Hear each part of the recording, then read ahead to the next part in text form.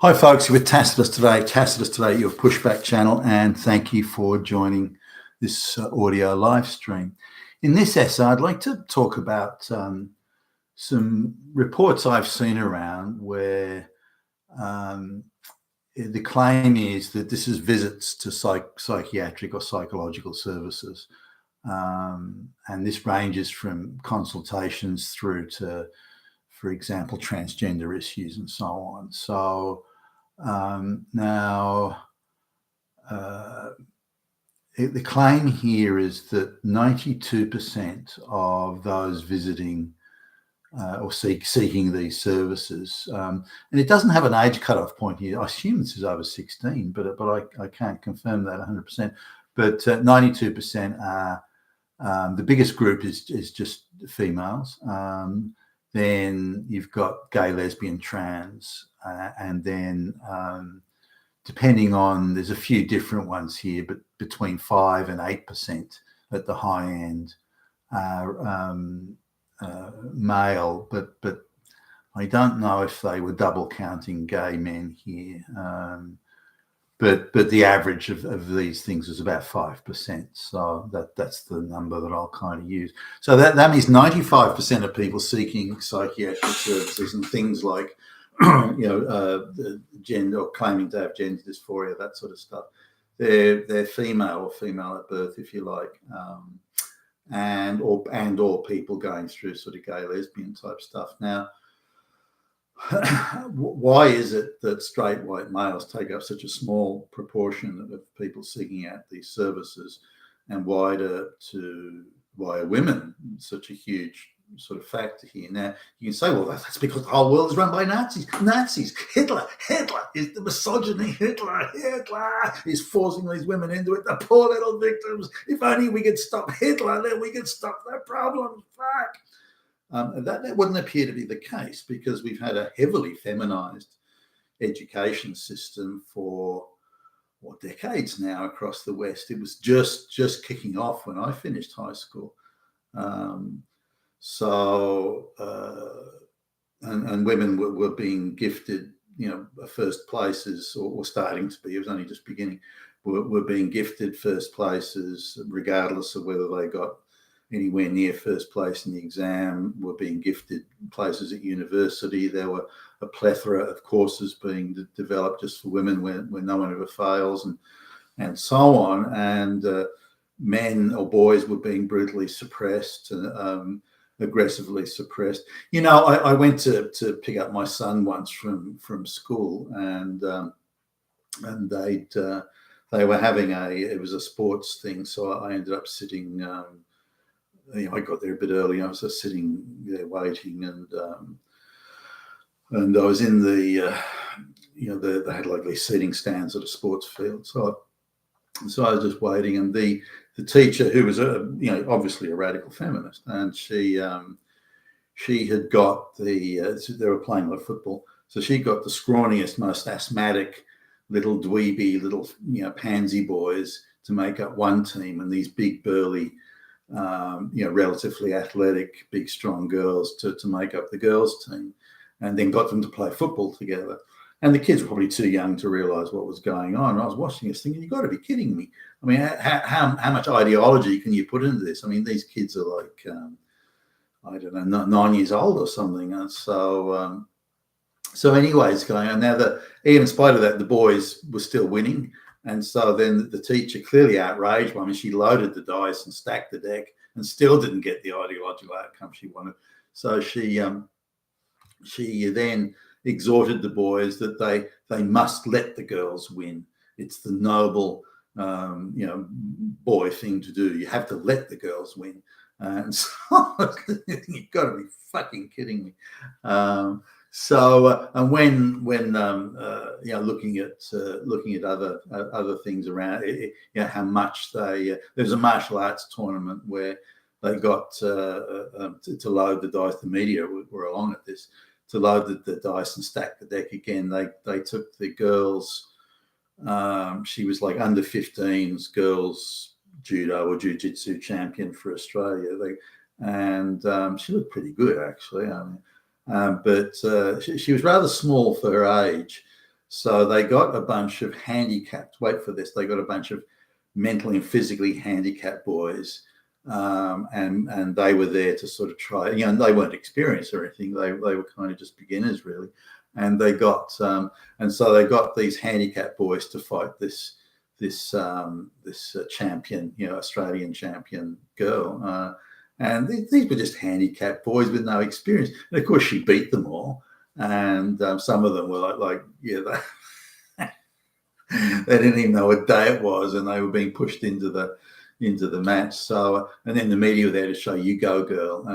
But this was all, they didn't mention anything about handicapped boys, and they did the Stunning and Brave and "You go, girl" type coverage. So anyway, the women have been, in fact, whole society has been subject to this for decades now. So there isn't a kid, anyone under the age of 40 today has only ever known a feminized education system, has only ever known race and gender quotas in the workplace, and promoting women, much less qualified women over men. And this, they've only ever known that.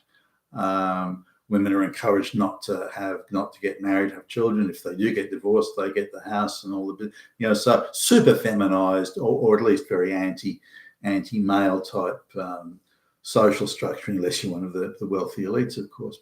But here again, why is it with the situation supposedly at least being so much better for women than it ever was, and so that just more opportunities in education and employment and in every conceivable area, and with low bar wave throughs. So you don't have to meet a high standard, an objective standard, or be accountable. You'll just wave through on a race and gender quota basis. In spite of that, women are making up 3/4 plus, if you include the lesbians, 3/4 plus of people seeking psychiatric care. And there's been never more propaganda that the reason women are unhappy is because of the patriarchy and because of Hitler and misogyny and Nazis, and when there's, again, never been more benefits and favoritism towards women. So why is it that women are seeking, given how badly men are being treated, particularly straight white men, why wouldn't more straight white men be seeking psychiatric care and so on?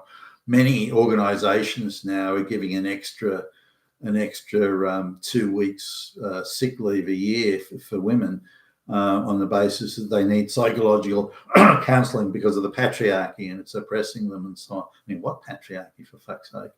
Now, the propagandists look at, well, our outcomes equal. So wherever men wherever the outcomes are such that women are not equal with men in prestigious, well-paid employment in particular, then they'll scream patriarchy and Hitler and fascist and that sort of stuff. But where women are in the majority, then no, that's okay. It's the same as the sports type stuff. If the sports team is majority white, then it's Hitler, Nazi, fascist, far right. But if the sports team is majority black, no, that's okay. Nothing wrong with that. That's all right. So we're looking at a terrible double standard here. But I'm interested. Why is it that women and trans or lesbian, why are they so much more now inclined to access these services? Is because there's many more psychologists around today, and they want a nice pliable client base. So if they go out to the into the wider world, say, what, there's something wrong out there, and the reason you're unhappy is because of this and the patriarchy. So you have to get psychological counselling, and so they create a market for themselves. Because you remember the amount of psychology courses that are out there, in universities and so on, they've absolutely exploded because they're easy. No pass fail. You just get waved through. No girl fails and this sort of stuff. So there's vastly more psychiatrists, or not so much psychiatrists, but psychologists and counsellors and social workers now than there's ever been. So there's they wanting to create clients and customers for themselves. So that's clearly a thing. I remember when I was at high school, then anorexia was a bit of a thing. It wasn't widespread, but I remember a buddy of mine at school, his sister, who I thought was quite good looking, but she was convinced she was overweight. I don't know on what basis she thought that. I didn't think she was. but she ended up becoming quite severely anorexic and became quite ill as a consequence. And I remember one other girl at school that went down this path, and it was a perception thing. And I think because of all the attention they get and got at the time, people running around, fussing around them and saying, oh, we'll help you and we'll do this and that for you.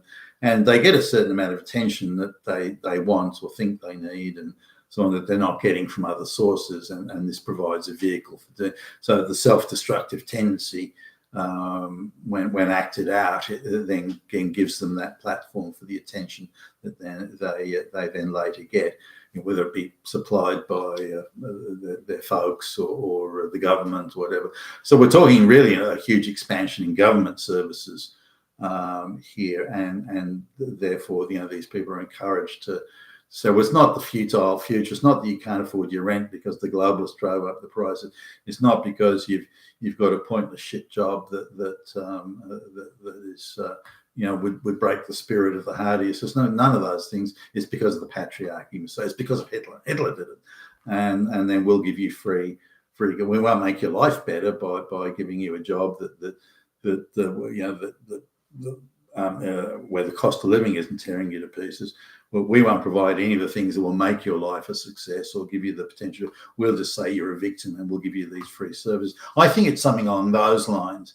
But as things have ostensibly, at least, vastly improved for women, and the gay lesbians and the trans people are getting more affirmation by under the the state is forcing it, legislating it. If you don't use this person's pronoun, we'll send you to prison. I mean, it's that bad at the moment. Yet in spite of all this, their situation from a psychological viewpoint, at least, has never been worse, even though it's supposedly never been better in terms of their conditions.